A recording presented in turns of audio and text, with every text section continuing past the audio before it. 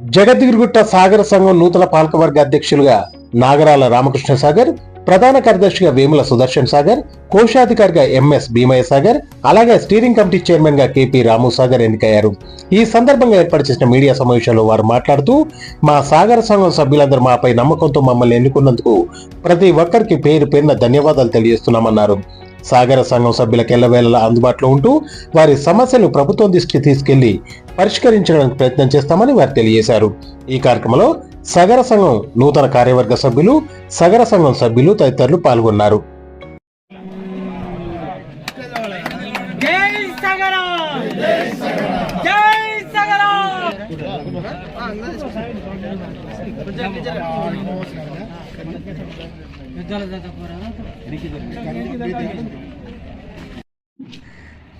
నూతన కార్యవర్గ ఏర్పాటు, ముందుగా ముగ్గురు రథసారథులు వాళ్ళ టీంకు ప్రత్యేకంగా మీ అందరి చప్పట్ల మధ్యన వారికి శుభాకాంక్షలు, అభినందనలు తెలియజేస్తాను. నిజానికి ప్రతి సంవత్సరం, ప్రతి 2 సంవత్సరాలకు ఒకసారి నూతన కమిటీని వేసుకోవడం, వాళ్ళకంటే రెట్టించిన ఉత్సాహంతో పనిచేయడానికి ఇదొక ప్రక్రియ. ఎవరైనా సరే పాత వాళ్ళు ఒక మార్గాన్ని చూపి వెళ్తూ ఉంటారు. ఆ మార్గంలో కొత్త వాటిని అంటే ప్రభుత్వాలైనా సరే, సంఘాలైనా సరే, ఏవైనా నేర్చుకోవాల్సింది ఒకటే, పాత వాళ్ళు వెళ్ళినటువంటి మార్గంలో ఇంకా కొత్తగా మనం ఏం చేయగలం, ఏ రకమైనటువంటి మెరుగైనటువంటి ఫలితాలు ఇస్తే మన వాళ్ళకి లబ్ధి చేకూరుతుందనే దిశగా వీళ్ళ ప్రయాణం ఉండాలని, తద్వారా సంఘ సభ్యులందరికీ మేలు జరగాలని నేను మనస్ఫూర్తిగా ఈ కొత్త టీంను, కొత్త బృందాన్ని అభినందిస్తా ఉన్నాను. ఇక చాలామంది ఇప్పుడే మన చైర్మన్, వైస్ చైర్మన్ గారు మాట్లాడినారు. నిజమే, ఈ సంఘం 1982లో 92 ఇంకా 10 ఏళ్ళు వెనక్కేసిన, కాకపోతే 82 కూడా అనవచ్చు. ఎందుకంటున్నాం అంటే ప్రయత్నాలు అనేవి అట్లా స్టార్ట్ అయినాయి దశాబ్దాల కాల క్రితమే. అట్లా ప్రారంభమై ఉమ్మడి రాష్ట్రంలోనే మొట్టమొదట, దాదాపుగా కొన్ని సంఘాలు ఉండొచ్చు కదా, కానీ ఒక క్రమశిక్షణతో ఒక మంచి వాతావరణం మధ్యన ఏర్పడినటువంటి సంఘం ఏదైనా ఉంది ఉమ్మడి రాష్ట్రంలో అంటే అది జగద్గిరిగుట్ట సంఘం అని మనందరం గర్వంగా చెప్పుకోవాల్సిన విషయం. ఎందుకంటే ఇదే వేదిక మీద, ఇదే ప్లేస్లో ఉమ్మడి రాష్ట్రం ఎన్నికలు కూడా జరిగినాయి. ఉమ్మడి ఎక్కడెక్కడో విజయవాడ, గుంటూరు నుంచి వచ్చి కూడా ఈ సంఘంలో అంటే ఇంత ఒక చిన్న ప్రాంతీయ సంఘమైన ఈ సంఘానికి ఉన్నటువంటి విలువ, ప్రతిష్ట, వన్నె అవేవి కూడా చెప్పుకోదగ్గ, ఇది చరిత్రలో నిలిచిపోయినటువంటి అంశం. అట్లాంటి ఈ సంఘానికి రామకృష్ణ సాగర్ కానీ, కొత్త టీం వాళ్ళ బృందం కానీ, అధికార ప్రధానమైనటువంటి బాధ్యత నిర్వహించడం, వాళ్ళకు వెన్నుదన్నుగా యువజన సంఘం కానీ, మహిళా సంఘం కానీ వాళ్ళంతా పూర్తి సహాయ సహకారిగా ఉండాలి. తద్వారా సంఘ ప్రతిష్టను మరింత ఇన్మడింపజేయాలని కోరుకుంటూ, ఈరోజు ఇప్పుడే రామబాబు గారు ఒక అంశం ప్రస్తావించినారు. రాష్ట్ర ప్రభుత్వం కులగణన అనేటటువంటి దాన్ని ఒక ప్రతిష్టాత్మకంగా నిర్వహిస్తూ ఉంది. నిజంగా మేము వెల్కమ్ చేసినాం. అయ్యా, రాష్ట్రంలో బీసీల యొక్క జనాభా 65% మించింది.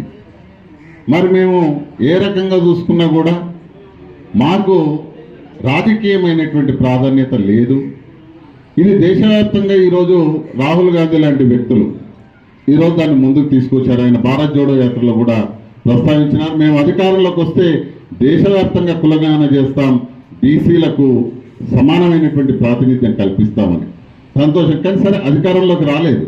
కానీ ఈ రాష్ట్రంలో అధికారంలోకి వచ్చింది కాంగ్రెస్ ప్రభుత్వం.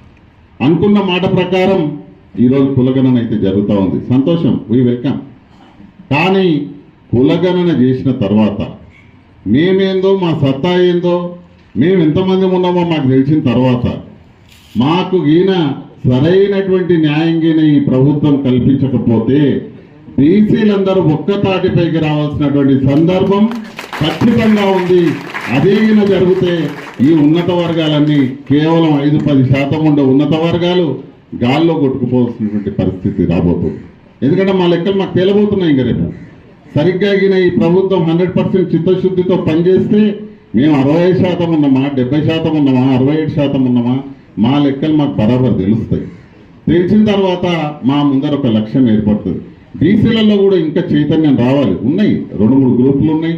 మా ఆర్ కృష్ణ అనే ఒక గ్రూప్ అంటాడు, మా జాజుల సీనన్న గ్రూప్ అంటాడు, ఇంకా ఈ మధ్యన కొత్తగా ఐఏఎస్ లాంటి అధికారులు కూడా అంటే కొంత చైతన్యవంతమైనటువంటి నాయకత్వం కూడా ఈరోజు ముందుకు వస్తూ ఉంది.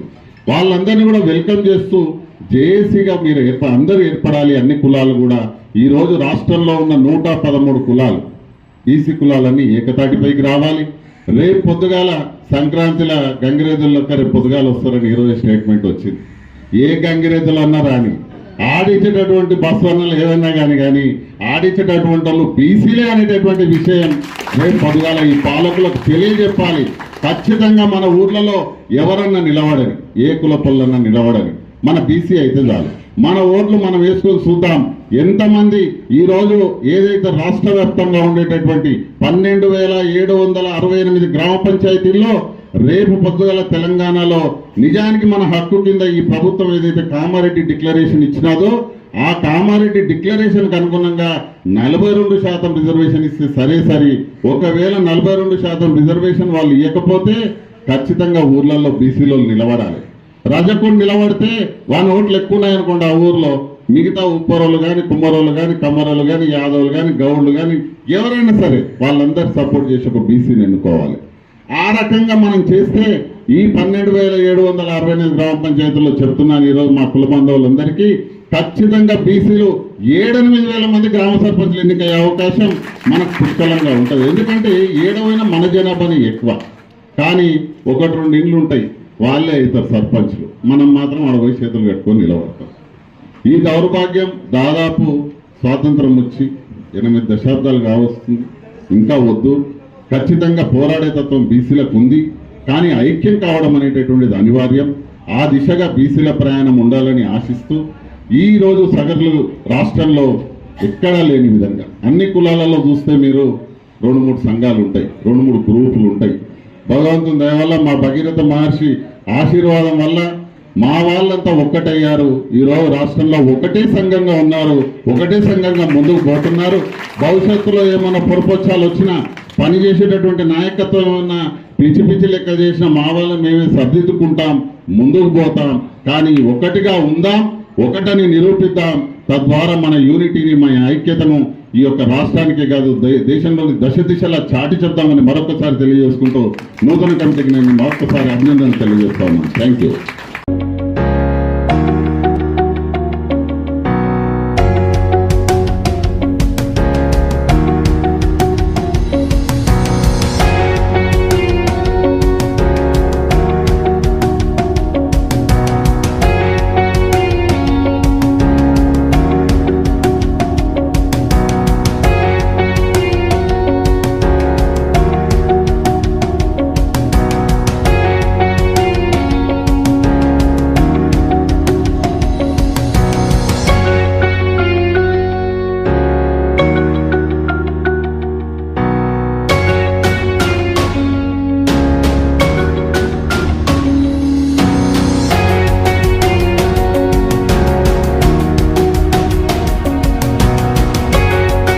అందరికీ నమస్కారం.